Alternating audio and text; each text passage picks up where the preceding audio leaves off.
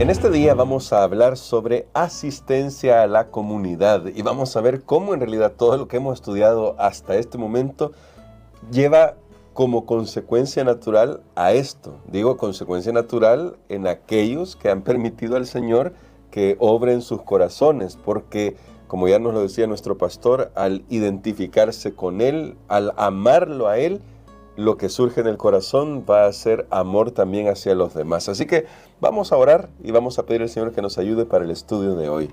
Querido Padre, gracias te damos por tu palabra y porque hoy vamos a aprender cómo el cristianismo en realidad es más que una serie de cosas formales que se hacen en un lugar, en un templo, y tiene que ver más con la vida. Y te rogamos que nos ayudes a aplicarlo a nuestro diario vivir en el nombre de Jesús. Amén. Amén.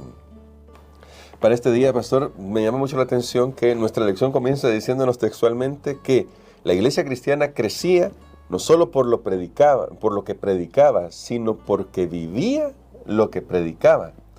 Y ahora viene la pregunta natural de esto es, ¿qué es lo que predicaba y cómo es que se veía eso en la vida diaria de cada creyente que se unía al pueblo de Dios, que hacía que finalmente fuera tan atractiva para las personas a pesar de lo que ya vimos el día de ayer, las persecuciones, las presiones, los problemas que podía desembocar el hecho de aceptar la fe de Cristo?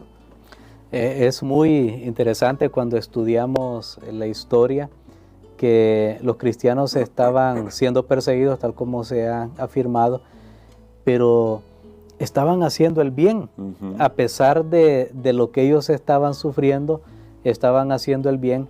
Y sabe que eso es contrario a la lógica común, claro, o normal, porque una persona normalmente cuando está sufriendo puede estar digamos naturalmente molesta. Claro. A veces hay personas que están sufriendo, están amargados, ¿verdad? Porque yo estoy sufriendo, les molesta ver que otros no tienen nada o que están felices y yo sí estoy con este problema. Y sin embargo los cristianos no solo estaban sufriendo por causa de Cristo, no solo estaban proclamando a Cristo que había ya resucitado, que para ellos, y este es un tema, no lo mencionamos anteriormente, cuando Cristo murió y resucitó, Él derrotó a las fuerzas del mal. Amén. Entonces ellos estaban proclamando a un Cristo triunfador, vencedor, pero noten cómo hay cosas que tenemos que aceptar por fe. Ahora, Cristo era triunfador, era vencedor, había sido recibido en los cielos, pero aquí en la tierra su pueblo estaba sufriendo. Pero ellos lo aceptaron de buena gana, porque sabían que era parte del proceso de vindicación del carácter de Dios, sabía que era parte del proceso de solución del problema del mal. Y este es otro concepto. El problema del mal lleva un proceso de solucionamiento que va a redundar al final en la erradicación del mal y en el triunfo total del bien. El amor triunfa, es lo que estamos hablando este trimestre. Pero ellos entendieron ese proceso, y yo creo que hablábamos en otro momento fuera de cámara, cómo la cosmovisión lo cambia todo. Recuerda, claro, que estábamos destacando eso, porque cuando uno ve que Lucifer, el enemigo de Dios, Satanás ahora, quiere desfigurar la imagen de Dios en el universo entero y en la humanidad particularmente, que caímos en pecado, que nuestros primeros padres cayeron en pecado, y luego se ve a un pueblo que puede reflejar la imagen de Dios a pesar de los problemas, dificultades e imperfecciones propias de nuestra naturaleza. Creo que eso es una estocada contra Satanás, y decirle, mira, todos esos argumentos que tú tienes contra Dios están derribados incluso por estas personas que han abrazado a Jesús, que aman a Jesús y que reflejan el amor a Jesús en amar a los demás. Y ¿cómo podemos nosotros vivir esta experiencia, pastor? Porque salvando las distancias, en Hechos encontramos cómo ellos se mantenían unidos, vendían las cosas, todo lo tenían en común, cómo a veces cuando había alguna dificultad, incluso en el seno de la propia iglesia, se organizaron para tratar de mantener siempre a la iglesia enfocada en el servicio y reflejar el carácter de Jesús. ¿Cómo, salvando esas distancias, podemos aplicar esos principios para nuestra iglesia ahora? Definitivamente creo que no ha cambiado, el plan de Dios no ha cambiado, y es que sus hijos se identifiquen con Él a tal punto que lleguen a ser en esta tierra lo que Él mismo haría si estuviera entre nosotros, y era lo que hacían los cristianos, aún en medio del dolor y del sufrimiento causado a ellos estaban contentos de poder ayudar a su prójimo, porque el amor de Cristo había inundado sus corazones, y este es el punto. Ahí vemos que el amor es real y existe, porque como una persona, esto no tiene lógica humana, esto no tiene sentido, una persona que lo están atacando ahora está haciendo el bien. Claro. No, lo natural es responder, ok, tú me atacas, yo te ataco, eso es lo natural. Y estoy justificado por eso. Y sí, puedo pensar, tengo derecho porque simplemente estoy defendiéndome, pero no, ellos eran atacados, pero entonces ellos daban, ellos compartían, ellos reflejaban a Jesús. Por ejemplo, cuando a Jesús lo fueron a buscar la turba allá al huerto y para apresarlo, para enjuiciarlo, y a eso fueron, a nada que a invitarlo a una comida, no, fueron a apresarlo. Y ahí Pedro saca una espada y lo que sea, corta la oreja del siervo del sumo sacerdote. ¿Y qué hace Jesús? Él viene y restaura esa oreja. Está siendo, en ese momento él está siendo perseguido. ¿Y cómo responde? Con actos de bondad. Eso era lo mismo que estaba haciendo la iglesia cristiana primitiva. Eso es el amor de Dios en medio del conflicto en el universo. Cuando Satanás atacó y dijo que Dios era egoísta y comenzó a atacar a su pueblo en esta tierra y a su siervo, ¿qué hace Dios? Dios viene y sirve a su pueblo, enviando a su Hijo, enviando a Jesús a esta tierra a nacer y dando finalmente esperanza a los seres humanos. En otras palabras, hay una experiencia en la Biblia, en el Antiguo Testamento, cuando Moisés golpeó la roca.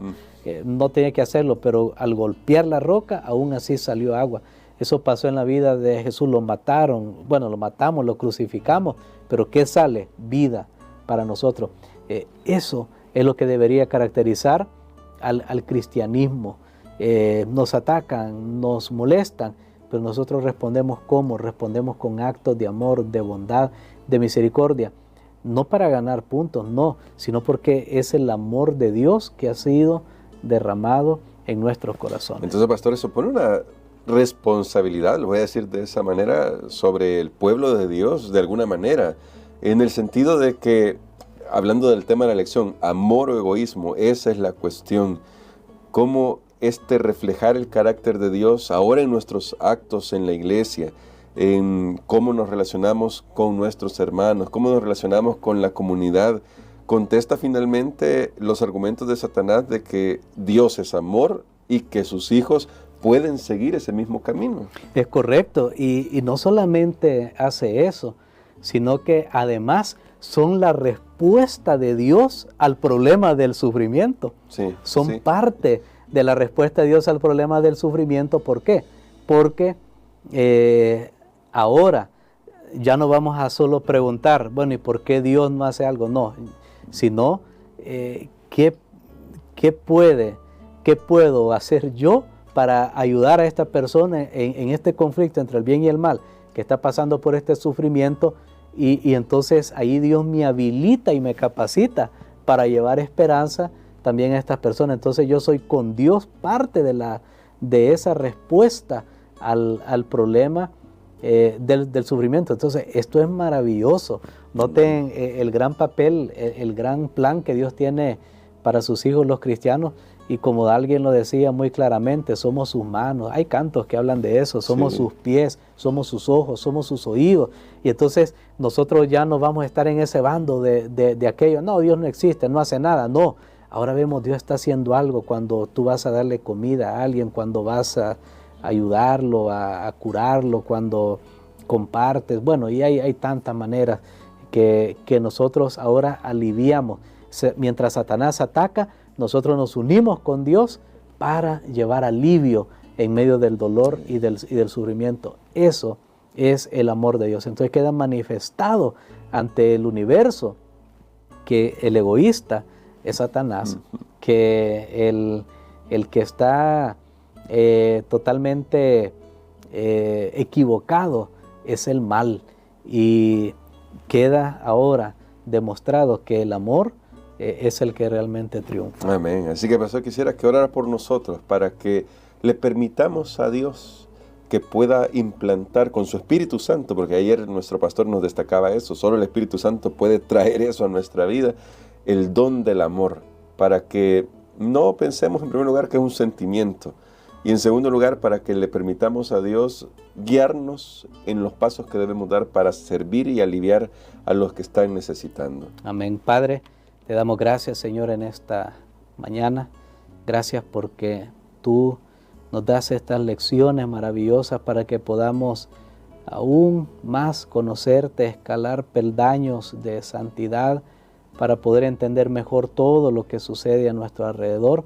Y aunque muchas cosas son un misterio, sabemos, Señor, que hemos llegado a confiar, a depender totalmente de ti, de tu revelación, y a esperar, Señor, y saber de que tú estás obrando y que todo lo que has hecho y estás haciendo y harás era la respuesta correcta ante el desafío del mal. Ayúdanos para aceptar esto, Señor, siempre en nuestras vidas, en el nombre de Jesús. Amén. Amén.